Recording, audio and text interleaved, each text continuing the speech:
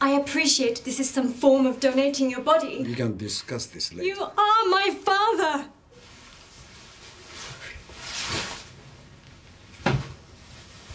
Thank you.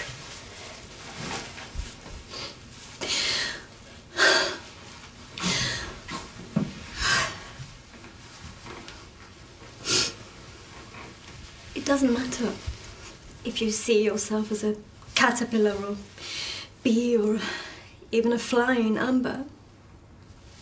But you're still my father.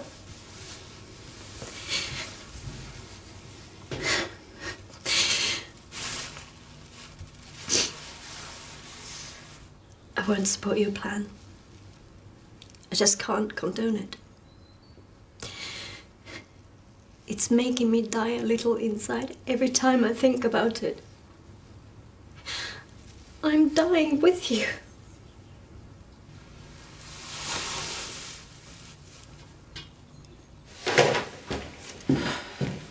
Valerie. Valerie. Sorry, yes.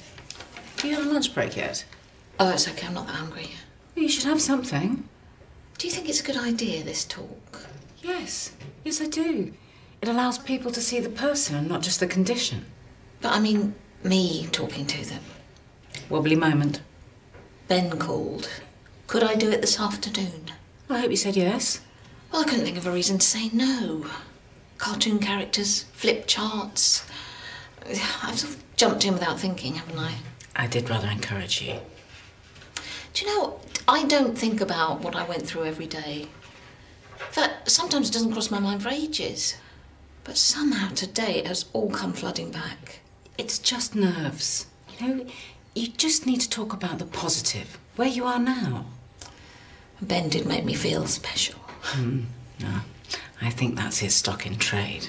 He is rather charming. I tell you what, why don't I come with you? I mean, Sid's on his way over, so... No, it's fine, Emma, I can manage. No, come on, but just moral support. Do you mind? No, not at all. You can share my sandwich. You cannot impart your wisdom competing with a grumbling stomach. We had you very late, I realize now. The world was filled with wonderful things your mother and I wanted to enjoy. I'm glad you got to do so much before she died. We traveled everywhere. Climbed mountains, learned to scuba diving, went up to hot air balloons. Oh, we lived. Sounds great.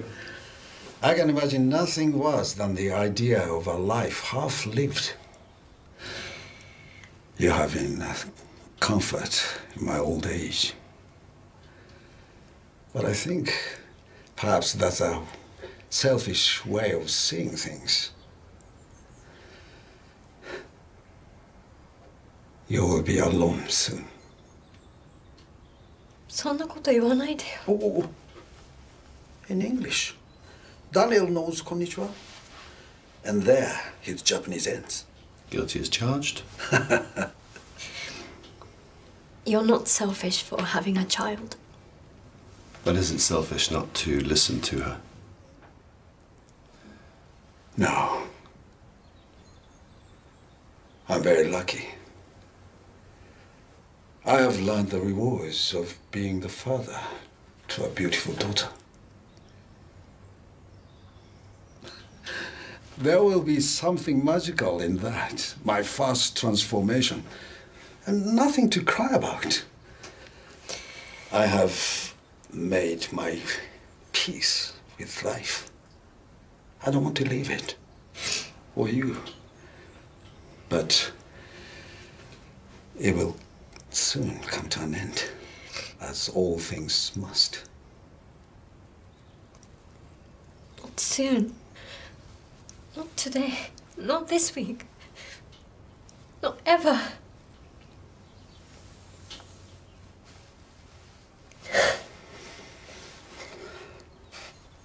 Will I leave? It's just a sprain. Go home, rest, put some ice on it, not honey. Oh.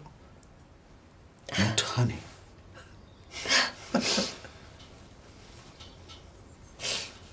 In honey? His whole body? Yep. It's bizarre. Mind you, my nan did used to put honey on burns. She swore by it. Yeah. Well, it's got lots of healing properties. Research is ongoing. Is this Akio's daughter? Japanese man. Yeah, beekeeper. Oh, he did have honey on his face when he came in. Sprained ankle. A long and frustrating story. Why, what's wrong? It's just one of those situations where you're caught needing to support both sides of the argument, but as it goes on, you're getting drawn in rather than drawing the others out. You've got to respect the patient's wishes, especially when they're terminal. Mm-hmm. And tell the bees. Hmm? Oh, it's a folklore thing. You have to tell the hive when the beekeeper dies, or they might swarm or stop producing honey. What? Seriously? Yeah. Sometimes the whole hive dies. They have to be put into mourning. I think I've heard about that. Anyway, you ready? Right. Good luck. Where does she come up with this stuff, eh? There. Putting bees into mourning, blimey. Yeah. I've got to pop out. Will you hold the fork? Yeah.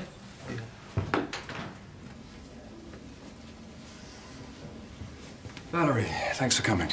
Hi. Hi. I didn't expect you as well. Cheerleading duties. I hope you don't mind. I'm glad to have you. We're running late, sorry. Some of the students thought they were on study period. Just got to round them up. Back in a minute.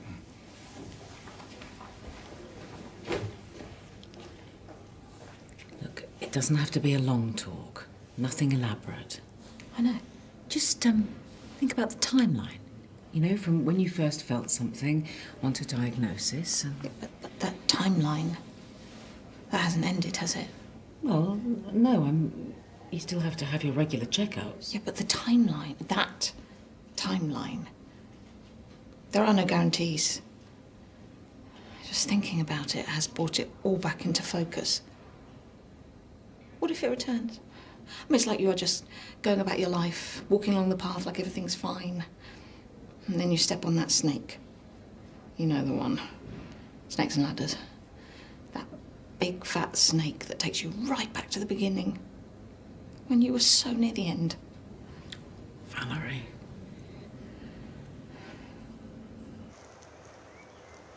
You thought I was planning something faster.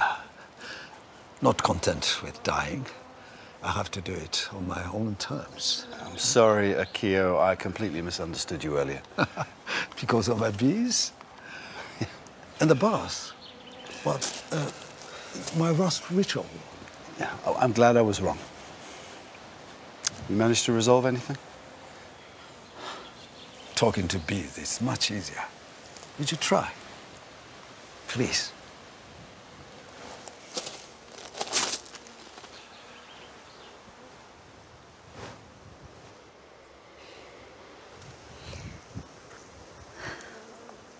Looks like Akio's made his decision, made his peace.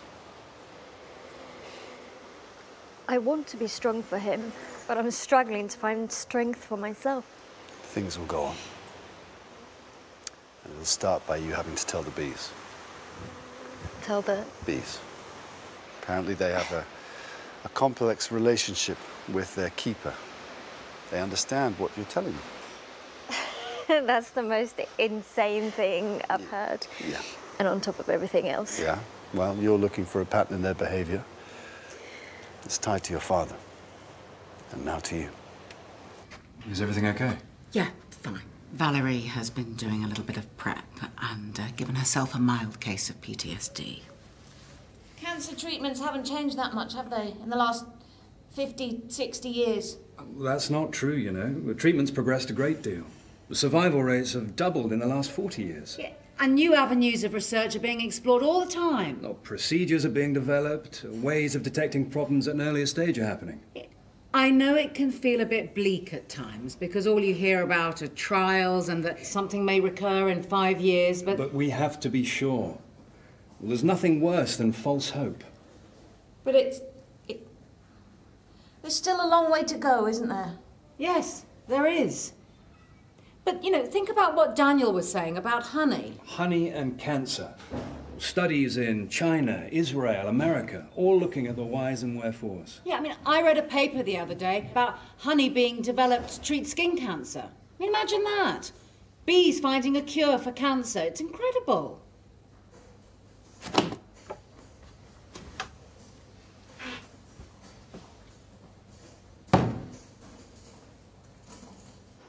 I seriously have to come here and announce my father's passing out loud? Mm-hmm. In English, or? Well, he speaks to them in his own language, so why don't we say that they are bilingual? Japanese-speaking bees in an English hive. What's this? お父さんが死んじゃったら、蜂たちに伝えないとダメなんだって、グレンジャー先生。In English. Dr. Granger says I have to tell the bees that you have died, or they will swarm. So, they become your family. This is wonderful. I told you, death will not be an end for you or me. We will both be in the realm of insects then. We will both have our adventures. I will be the beekeeper, and you will be a sticky butterfly. A sticky butterfly that might help people in the future. Well, Your mother's death, Yoshiko. Surely that told you there might be something more, some other way of doing things. Conventional medicine, science couldn't help her. Sticky butterflies. They might have been the way.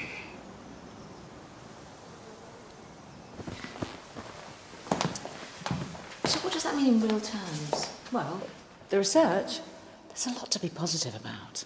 Some of the students you'll talk to this afternoon, they could be at the forefront of what's to come. And your words today could encourage that. Ready? So, Daniel, is there more to your thinking than Western medicine, perhaps? I respect your decisions, Akia, but I can't fully condone what you're planning. I understand. I sympathize with Yoshiko's concerns. A diet of nothing but honey is extremely unhealthy and will probably only speed up your demise. As for honey bars, Perhaps I will limit my intake. I still have the way to go yet. all the way to Kyoto, to the Cryogenic Institute. Eventually. I have to teach you how to look after the bees first. There's still work to be done. I'm going to take a leave of absence from the university. You won't have to do that. I want to spend time with you as much as I can. If you're sure. I am? I like that very much. And we can go to Kyoto. Look at the possibility of what can be done. you'll honor your father's wishes? Of course. Whatever happens, I want you to be treated with dignity and respect. For as long as I can watch over your cocoon.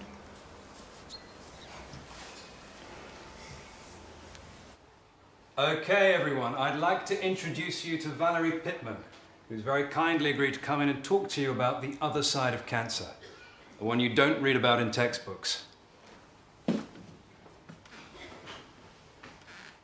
That is, one of the increasing number of people who have been diagnosed, been treated, and had the best possible outcome.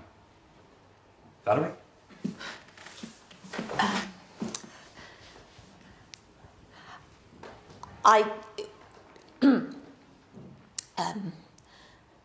My cancer, boy, unexpected. Hello, everyone. My name is Dr. Emma Reed, and I work with Valerie at the Mill Health Centre. And I'm happy to say that I was one of the many people that was able to help Valerie to face her fears and Beat the devil. So I was diagnosed, and after the initial shock, the good news was that there was no secondary cancer. So I had a fighting chance.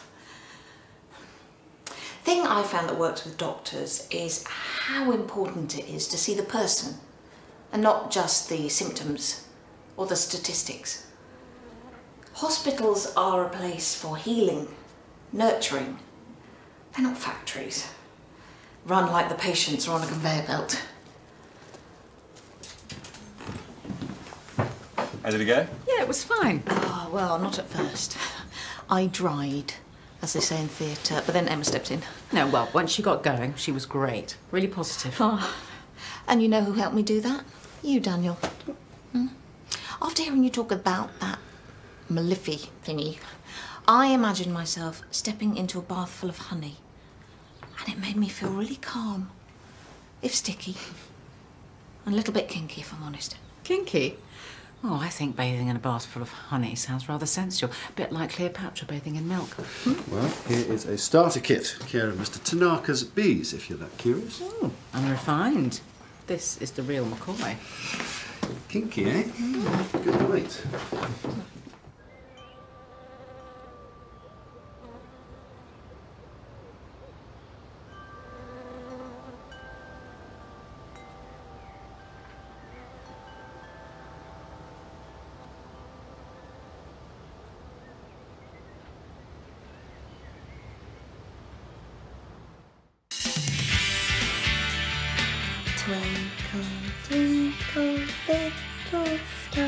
It would be inappropriate for me to place a child with you for the foreseeable future. Why? No more BSL. We speak English in this house. If being worried about a mother and a baby being separated makes me a fusspot, then yeah, I'm a fusspot.